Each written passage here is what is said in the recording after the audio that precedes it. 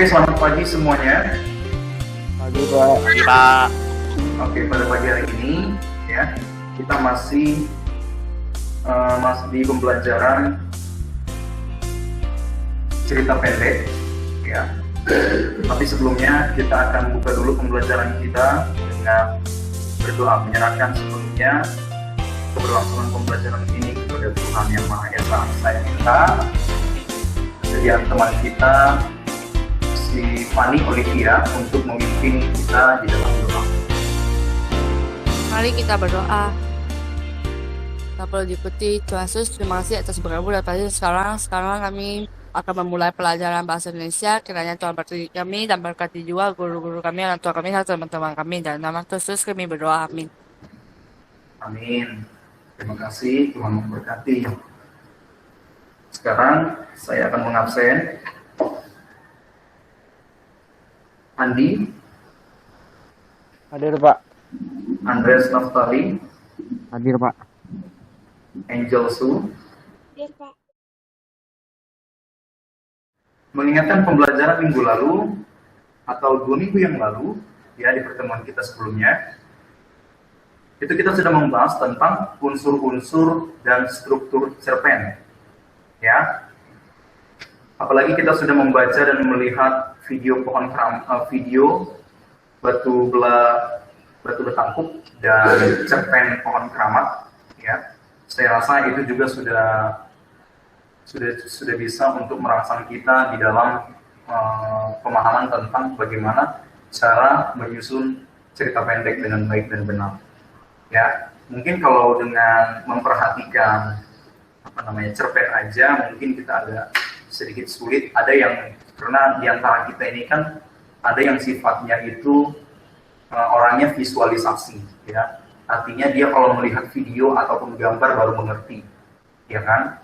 Makanya saya buat dua gambaran begitu ya.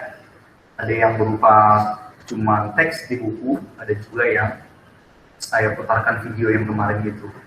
Ya, semoga dengan 2 cara ini ya, kalian bisa mengerti ya tentang bagaimana cara menyusun unsur-unsur struktur cerpennya gitu. Oke. Jadi di sini untuk pembelajaran kita hari ini, kita akan masuk ke pembelajaran aspek kebahasaan cerpen. Apa? Aspek Kebahasaan cerpen. Aspek kebahasaan cerpen. Kita akan mempelajari tentang bagaimana cara membuat kalimat, bagaimana cara menelaah setiap kata yang ada di cerpen. Begitu. Ya, di sini nanti kita akan menemukan beberapa kata yang mungkin sulit untuk dimengerti. Ya, tetapi kita akan pahami baik-baik ya. Di dalam aspek kebahasaan cerpen ini, ya, ada beberapa ciri-ciri kebahasaan cerpen. Yang pertama, kata ganti orang atau sudut pandang penceritaan. Kemudian yang kedua, kata benda khusus. Nanti saya akan jelaskan satu-satu. Kemudian uraian deskriptif. Kemudian penggunaan majas. Selanjutnya pertanyaan retoris. Kemudian yang terakhir adalah dialog. Oke. Dari ke-6 aspek ini, oke. Ada yang tahu tentang Kalau aspek ini? sudut pandang itu kan pemahaman penglihatan dalam cerita tersebut. Ceritanya itu orang pertama atau orang ketiga. Oke, itu dari si Eva, sudut pandang. Kemudian penggunaan majas. Apa itu majas? Majas itu kayak penggunaan suatu benda dengan gaya bahasa yang lebih beragam gitu. Lebih beragam ya. Oke, majas itu memang gaya bahasa. Oke, kemudian selanjutnya.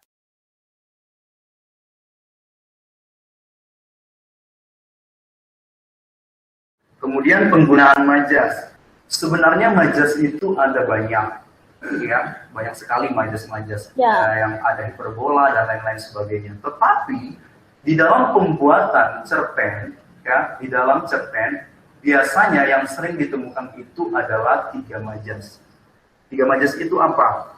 3 majas itu adalah majas simile, majas metafora, dan majas personifikasi. Ada berapa tadi? 3. Ya, ada 3. Yang pertama apa? Simile. Majas simile. Yang kedua, Metafora. metafora. Kemudian yang ketiga, Personifikasi. personifikasi. Ada yang tahu majas simile itu apa? Pernah dengar? Majas simile itu kayaknya membandingkan sesuatu hal dengan hal lain yang menggunakan kata penghubung ataupun kata perbandingan. Kata perbandingan ya. Oke, seperti ini. Dia bagaikan bulan yang selalu bercahaya. Begitu.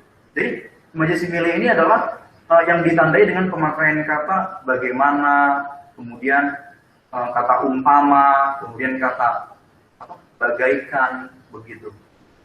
Ya seperti yang saya katakan tadi, contohnya adalah dia bagaikan bulan yang selalu bercahaya, begitu. Oke. Kemudian selanjutnya, majas metafora. Majas metafora apa? Dia perbandingan tidak langsung atau tersembunyi.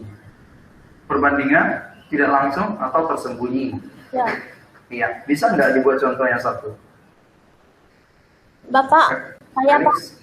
Oke, coba. Eva Karyana. Si Rani harus banting tulang demi menyokong kehidupan dalam keluarganya. Iya, itu bisa juga. Ada lagi? Peserta nomor 1 itu adalah kuda hitam dalam lomba kali ini.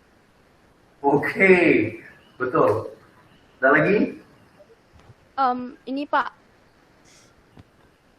Anda merupakan kelinci percobaan untuk eksperimen Ya, selanjutnya. ya bisa juga. Bagus. Kemudian ada lagi nih, majas yang ketiga, personifikasi. Personifikasi ini katanya benda mati yang dianggap seperti makhluk hidup. Kasih contohnya dulu. Dia kayak contohnya pohon melambai-lambai gitu. Pohon melambai-lambai seolah-olah melambaikan tangan kepada aku. Iya, padahal kan melambai-lambai itu sifat dari tubuh manusia ya, tangan, begitu Ya. melambai-lambai begini ya. Tetapi dia diartikan ke ke pohon gitu kan. Nah,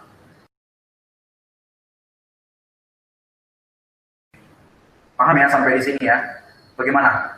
Sudut pandang sudah tahu, kata benda khusus sudah tahu, uraian deskriptif sudah tahu, penggunaan majas sudah tahu, dan majas yang sering ditemukan di dalam cerpen itu kita juga sudah tahu. Oke, sampai di sini bagaimana? Paham ya? Bagaimana yang lain? Saya paham, Pak. Oke, paham ya. Setelah kita memahami tentang ciri-ciri kebahasaan cerpen, oke, coba dibuka bukunya halaman 77, latihan kata ataupun latihan ekspresif, ya. Oke, di sana ada nomor 1 sampai nomor 10. Saya kasih contoh satu. Yang nomor 1 ya. Wajahnya keras dan beku seperti dinding batu. Ia berkata, aku ikut. Makna yang emotif yang terkandung dalam kalimat ini adalah dia itu terpaksa nggak? Iya. Dia sebenarnya nggak suka gitu. Oke? Tapi karena sesuatu dia dipaksa, dirinya harus ikut gitu.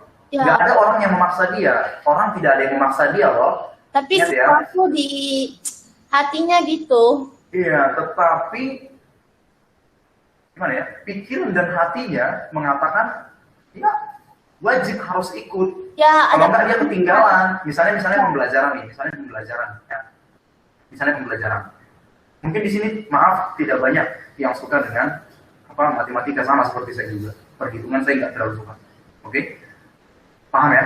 Tetapi apakah saya bisa tidak ikut? Saya harus ikut pembelajaran itu. Paham? Ya? Tapi terpaksa. Oke? Jadi mengisi kalimat ini, makna yang emotif yang terkandung dalam kalimat ini adalah terpaksa. Oke? Paham ya? Itu nomor 2 nanti sampai nomor 10. Oke? Coba kalian pahami dulu. kata-kata yang terkandung di dalam. Oke, kemudian isilah titik-titik yang di bawahnya. Ya, pesan apa sebenarnya yang diungkapkan? Begitu. Jadi kegiatan 5 itu ya, kegiatan latihan kata dan kalimat ekspresif yang di halaman 77 itu kalian kerjakan dulu, nanti kita akan bahas sama-sama. Oke, saya kasih waktu 15 menit untuk mengerjakan latihan ini. Silakan mulai dari sekarang. Mas, siap, Pak. Oke, Eva sudah selesai. Bagaimana dengan yang lain? Sudah, Pak. Oke, Angelin sudah. Oke, sambil menunggu teman-teman yang lain, ya, kita akan bahas satu persatu. Oke, saya minta jawaban dari teman kita, si Felix. Oke, Felix di personal, sertakan dengan soalnya. Silakan. Untuk menyatakan diam yang lebih ekspresif adalah Oke, menurut kamu? dia berdiri seperti batu di situ ketika mendengar informasi ini. Menurut Eva gimana? Bisa nggak, Pak? Dia Bisa. tiba-tiba dia terdiam gitu. Oke. Oke, buat semuanya, ya, itulah pembahasan kita dulu untuk hari ini, ya, di latihan 5 ini tadi, di kegiatan 5 tadi, tentang latihan kata ataupun kalimat ekspresif, ya. Nah, tujuan dari pembelajaran ini, supaya kalian mengerti ataupun memahami ciri-ciri kebahasaan cerpen, sehingga isi cerpen kita itu, oke, lebih, lebih berseni, ya. Lebih berseni, banyak majas di dalamnya, begitu. Jadi sampai di sini, nanti di pertemuan selanjutnya nanti kita akan membahas ada satu cerpen yang ingin kita baca dulu, tapi kalian coba bersiap-siap nanti ya untuk minggu depan nanti. Itu ada Anak Rajin dan Pohon Pengetahuan, ya, di halaman 79. Oke? Itu nanti dibaca-baca dulu, dipahami baik-baik. Ini untuk latihan yang kedua di dalam memahami tentang struktur dalam cerpen kita. Ada yang mau ditanyakan? Nggak ada, Sejauh ini? Pak. Saya sih tidak ada, Pak. Oke, Fani tidak ada, Eva tidak ada. Oke, kalau begitu pembelajaran kita sampai di sini dulu. Kita akan akhiri pembelajaran kita ini dengan doa. Saya minta kesediaan teman kita, si Felix Jefferson Lau. Ya, Felix masih terhubungkan? Yuk, Ya, Pak. yuk mari kita berdoa ya Felix. Kamu pimpinnya ya. Mari kita berdoa diikuti dalam hati.